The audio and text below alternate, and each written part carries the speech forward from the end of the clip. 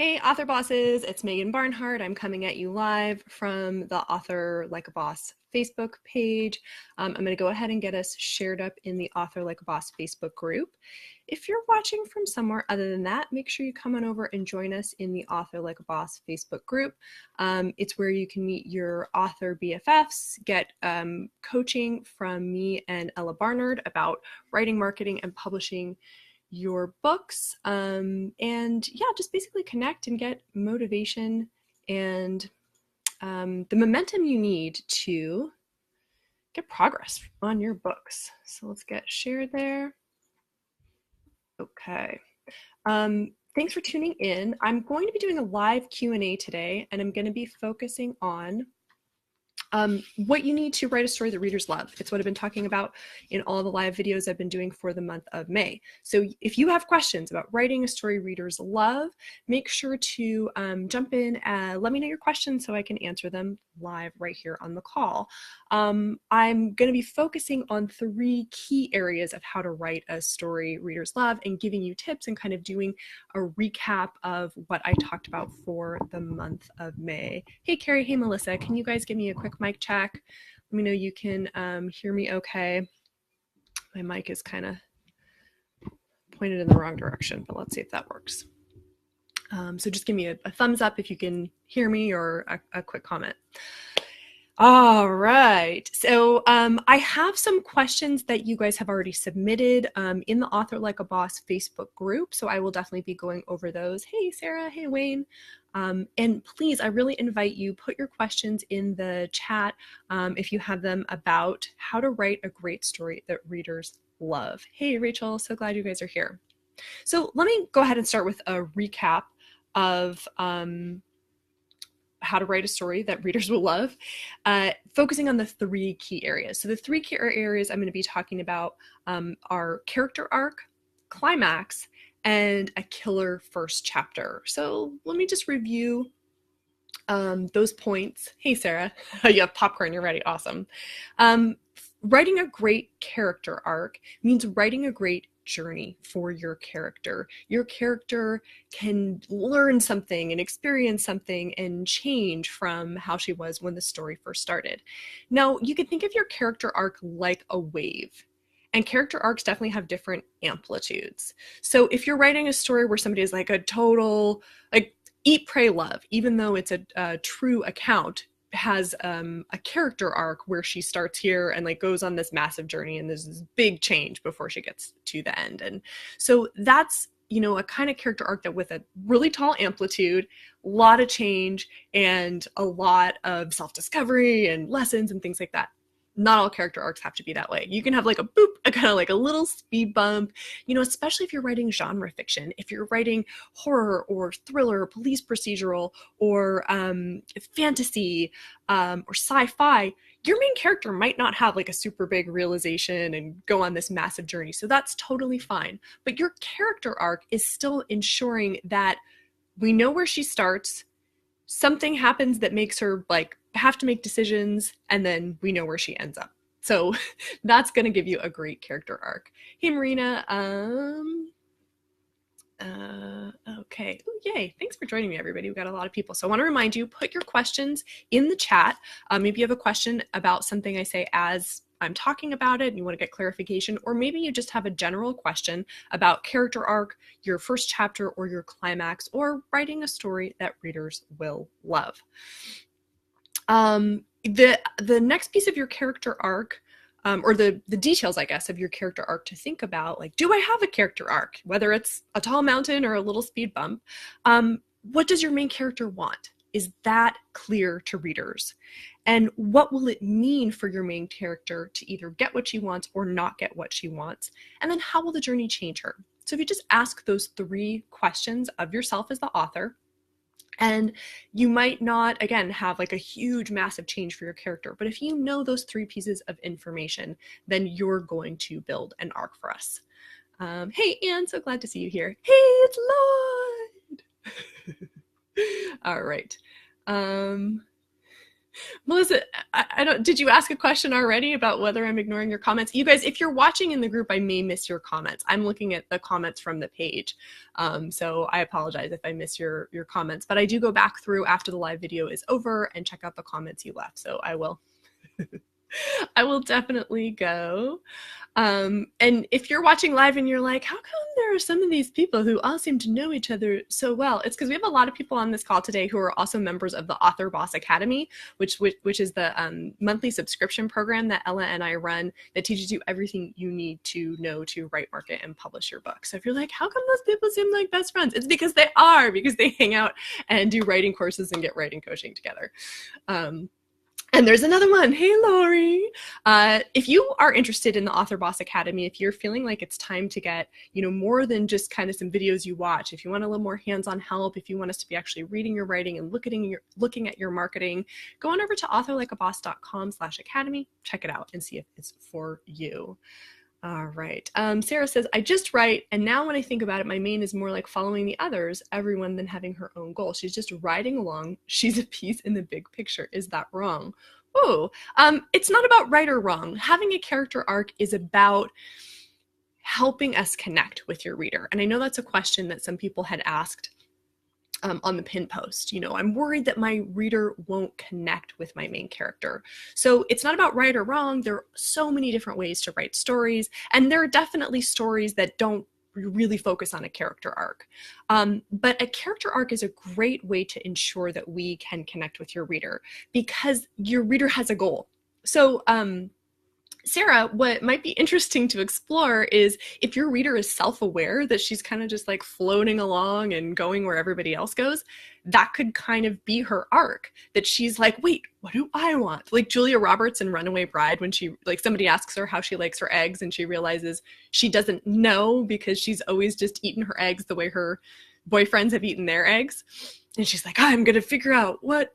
So having that moment of realization that you're along for the ride, that could be a cool part of character arc. So it's not bad. It's not wrong. It will help your readers connect with your main character more if there is a clear arc. And maybe you can make an arc out of what's already there and just get her to be self-aware of that. So just some suggestions.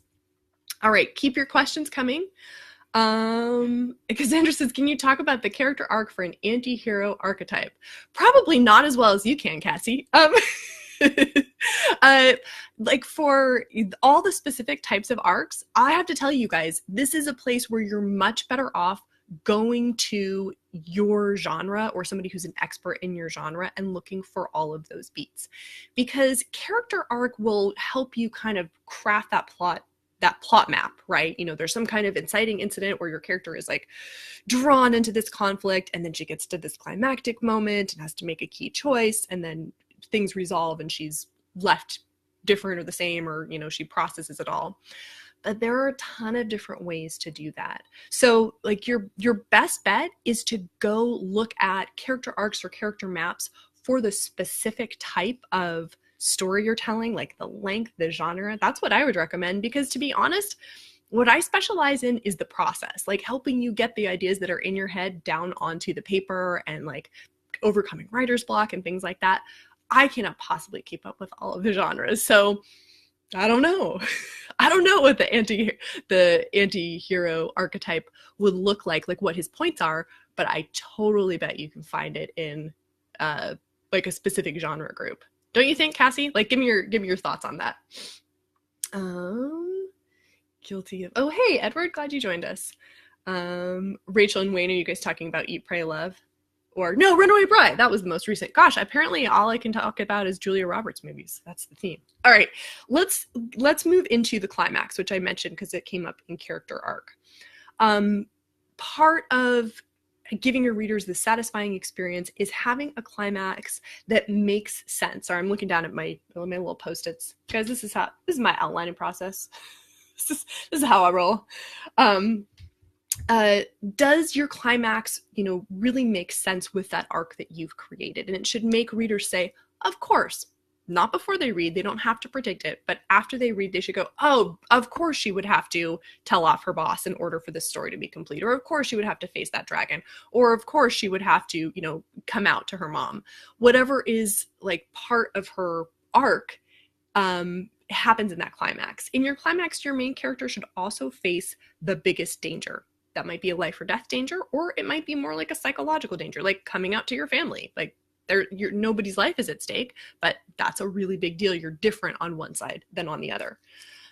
Your climax needs a clear outcome, and it also needs tension and tight pacing. So if you're wondering, is my climax really good? Those are the things to consider.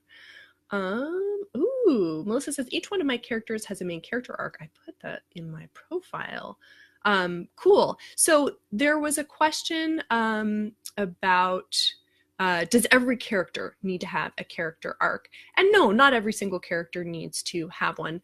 It's really for your main characters. So a great example is, think of the Harry Potter series, and Ron, Harry, and Hermione all have, arcs, and they grow and they change over the course of not just each individual books, but over the whole series. The characters who have arcs are the characters we will connect with the most.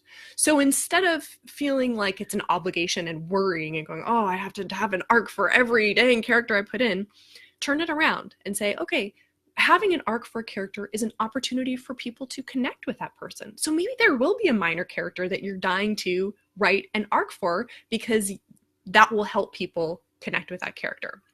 So flip it around, make it an opportunity, not an obligation. Omi says, what if the story has many characters and each has its own arc? Would that flow? It definitely can. The planning becomes a little bit more complex, but that's when outlining ahead of time, planning ahead of time is a really good idea.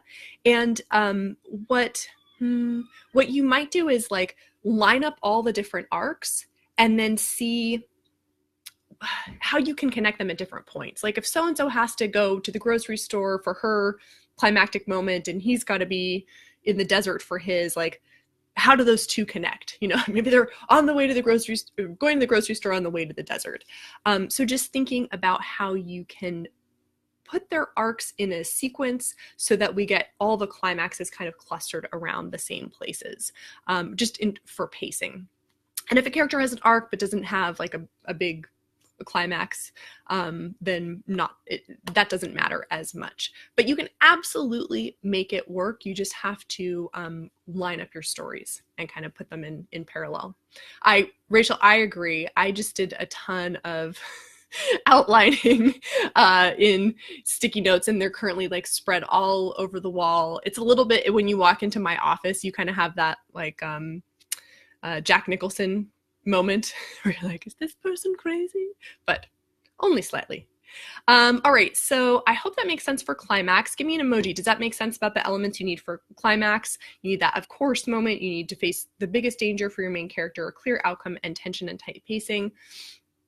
Give me an emoji. Tell me in the comments. Wayne says a sub-character arc could always become a spin-off book. Absolutely. If you're writing a series, this is another great reason to think about including arcs for your secondary characters, because then we'll connect with those people, and then when you give us a series all about them, we will be totally into it. Okay. Yeah, Melissa said that same thing. You can branch off with the different series. So let me jump in and well, let's go through the first chapter first, and then I'm going to jump in and answer some of the questions people left on the pinned post. Okay. So for a first chapter of Awesome, a first chapter that people really connect with, your main job is to help us connect with your main character. And there are a number of ways to do that, but the easiest is to give your character some kind of vulnerability. And a really big desire is actually a kind of vulnerability. So, at the beginning of Disney movies, when the character's like, I wish I want, I wish I want something, and there's a whole song about it. That's a heart's desire, but a heart's desire, again, is a kind of vulnerability, because when we really, really want something, we put our hearts on the line. We may not get it, makes us vulnerable. So in your opening chapter, if you can show us what your main character really, really wants, that works great. You can also make your main character vulnerable through showing weakness, a flaw, even somebody mistreating your main character. So you're like, but wait, my big conflict hasn't started yet, Megan. How can I make her, vulnerable? I can't show her all her weaknesses yet. Have the grocery store clerk be really rude to her. Have like a bus drive by and it splashes water on her. Right? There's all these everyday ways that like sad things happen to us, and we connect with characters when we see them go through those experiences. So yeah, look for a place to make your main character vulnerable, and end your chapter with an open loop. That's a question we don't know the answer to and we want to find out, so we have to keep reading. And throughout your first chapter, the biggest favor you can do yourself is to cut backstory very mercilessly. You know, go through, I have a whole sheet for this that we use in the book Launch Like a Boss Bootcamp, but it's, you know, a flow chart for backstory. You know, do I need it? Yes. Okay, well, do I need it right here? Yes. Okay, well, how can I make it connect to the character emotionally somehow so that people are drawn and I can use it as a further bonding point?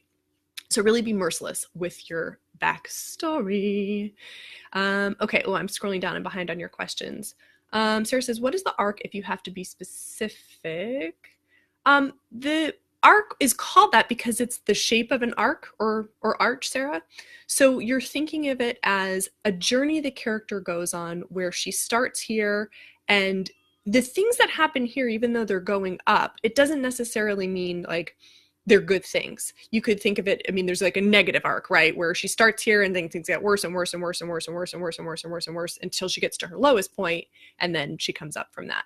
But think of it as like the going up is increasing tension. So she starts here and she's moving through experiences up to a moment of climax. And that climax moment is a choice, a greatest danger, facing a fear, anything like that. And then she moves down. So it's really just describing that a story should be a person's journey starting from zero, going up to maximum tension, and then bringing us back down so that we can walk away and rest. I hope that makes sense. Ooh, Wayne says, my main character started off in the Legion being whipped for not following orders. Well, we're definitely connecting with that main character right away. Like, ooh, that's not a good day. Oh, okay. Omi asked, can the backstory be in a prologue? Really depends on what genre you're writing, because some genres readers are going to expect a prologue. If it's like big heavy world building, if it's high fantasy, if it's space opera, you know, definitely we will be expecting a prologue and we will want to get in on that. If you're writing a genre that doesn't normally have a prologue and your prologue is just your answer to, I cut all of the backstory from my first chapter, so my first chapter is really great and then I stuck it in the prologue, well, think about that. Your readers are still getting to your prologue first. So if it's just kind of an information dump and that's not appropriate for your genre, they're gonna get they're gonna have the same reaction they would as if you had left it in your first chapter. So definitely you can have a prologue and it can be backstory and information, but it has to work for your genre. Murtada, I hope I'm pronouncing your name correctly. So can you explain a little bit about the introduction? Ooh, well, the opening can be done in so many ways. Your job in the first chapter is to hook readers. You could do that through action. You could do that through dialogue. You could do that through an intense moment or inner thought the character is having. A great first line. I'm reading a book right now, The Crystalline Vision by Barbara Snow. And the opening line of the book is dialogue. And it says, I need a witch. Can you come to California? And you're like, okay, I'm in. I'm definitely in. And the series is about magic and mystical powers and cool things like that. But it's like a surprising first line and you want to know what happens. So there are definitely a lot of ways to hook the reader, make it something that works for the tone of the book. That line works because there is humor in the book and there's like the rest of the tone matches that first line. Yes, Sarah, you can still have your prologue. Okay. Let me turn to some of the questions that you guys put in the pinned post. Okay. Rachel, you had asked, what if you have a prologue? And we kind of talked about that. Amanda asked, do all the main characters and large role side characters need an arc or just the main characters? And again, think of arc as an opportunity. If you give us the arc, we'll be able to connect.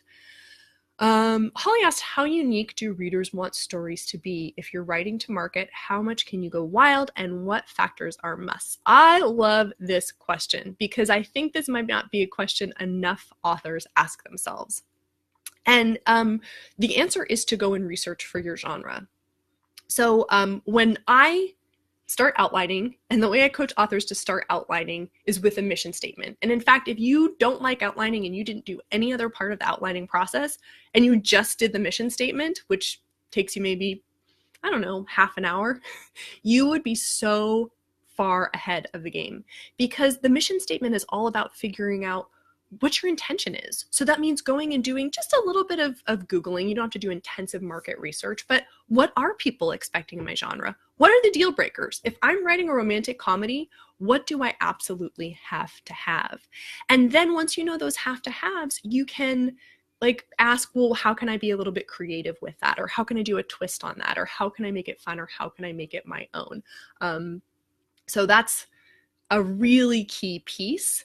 You have to play with, what feels comfortable to you. How much do you want to stick to the formula and how much do you want to vary from it? If you stick to it completely, maybe it bores you. Maybe you want to add in some nuances. But if you put yourself in a genre and you're not hitting those must-haves for the genre, then readers are going to be disappointed. If you're interested in that mission statement and the like all the questions involved in that, that's actually one of the things that is in Outline Like a Boss, a step-by-step process for planning a story your readers will love, my new book, which is coming out at the end of this month. It's coming out on June 29th, and it is currently available for pre-order. So if you would like to go check it out, head over to authorlikeaboss.com/OLAB, Outline Like a Boss. We're all about the acronyms here. All right. A notebook and dry erase board for outlining. I'm all about it. Okay, Marina says, my outlining is in a notebook. Is it better instead on a large paper or on a poster board, and do sticky notes work better than just writing on it, and do separate sub-arcs for other characters than the main character? Okay, so let me take the second part of that first. Not every character has to have an arc, and their arcs can definitely overlap in terms of coming to their climax points. But if a character has an arc, that's like her journey that she's going on. The time when characters would share an arc is if you're writing maybe children's books or like middle grade, and the group of characters, it's like an ensemble cast. Does that make sense? Like they're all going together on this journey, but even then they're all going to have slightly different like takeaways. So if you have a group of characters who are all going through basically the same arc, still do think about how is each one affected differently. Great example of that is the movie Stand By Me, right? Where the kids go to see the dead body and it's this big adventure. And they all change, they all go through the same like climactic moment together, but each one walks away with like something slightly different for his or her, or no, for his life. Like they're each changed in different ways. Yay, thanks Marina. I'm super excited about this book. Thank you, Rachel. All right. Ooh, war arcs could intertwine. Yeah, people's arcs can definitely overlap and intertwine and clash and all that good stuff. Diane says, when I go back and read it later, I always feel like it could be better. I fear my best work won't measure up in the reader's minds. I also think that fear is why I mainly write short stories. So Diane, I've got good news and bad news. The bad news is that, yeah, it could be better. But the good news is that that's true for everything. Like I have this whole shelf of books you guys see here, and these are like, this is like my spot of honor. This is where my favorite books get to go. And if you picked up any one and looked at it, you could find sentences where you're like, oh, this could be better. You could go, oh, if you move this chapter here, that would be more engaging. You could always make something better. So just accept that and like take yourself off the hook. But how do we deal with that as authors? We need tools that make the process of judging when it's done and when it's good a little bit more objective. So Diane, what I would recommend is you join us in the Academy. So you can use like checklists and worksheets that we have for revising, where it's a list of questions, and it's like, do I have a this? Yes. Do I have a this? Oh no. Okay, let me go get it. Do I have a this? Yeah, but I want it to be, like scarier or whatever you want. So externalizing that, does that make sense? Like you externalize the questions instead of, is this good enough? You have this this list, and you can come up with a list, or you can use the list we have in the Author Boss Academy, and just ask, am I hitting that goal? And then work with beta readers and get their feedback. And again, ask specific questions, and this goes back to having a mission statement for your book. Part of your mission statement is also how you want readers to react when they walk away. How do you want them to feel? Like, I want readers to really cry when they get to the end of this book because of this, neat relationship. And then you can read your last scene and you can judge whether you think you've hit that, but you can also ask your beta readers, tell me your reaction to the last scene. And I was crying. Why'd you do that? And you're like, yes, I made people cry. Okay, yes, here, Sarah, here's the link to the outline like a boss, where you can read all about the mission statement. Oh, like a boss. Sorry, guys, it makes my computer shake when I type /OLAB. Okay. Here we go. I spelled it all right. All right. Few more questions here, and you can still put yours in the chat if you have some. A different Rachel asked, my worry is that people won't fall in love with my characters. So Rachel, that's a great time to look at two things: your character arc, and make sure it really is an interesting journey, and your first chapter. What can happen in your first chapter to really draw people in? Sharon said, I worry about being unoriginal or cliche. And Sharon, don't stress out about that, because again, you want to do what people are expecting for your genre. Right? If they're like, oh, I got this great new police procedural, and they open it up and there's no cop as the main character, and there's no dead body. Like, what? So don't worry too much about it. But here's also where outlining comes into play.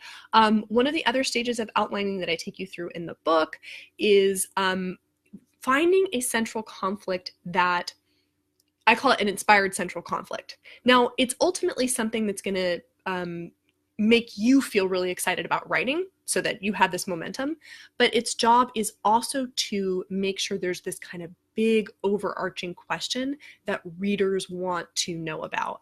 And that will draw readers in as well. Not only are they interested in the character, but there's some big question that they are interested in exploring with you, right? Like, what would happen if it were the future and you could travel in space, but it were kind of like the Wild West?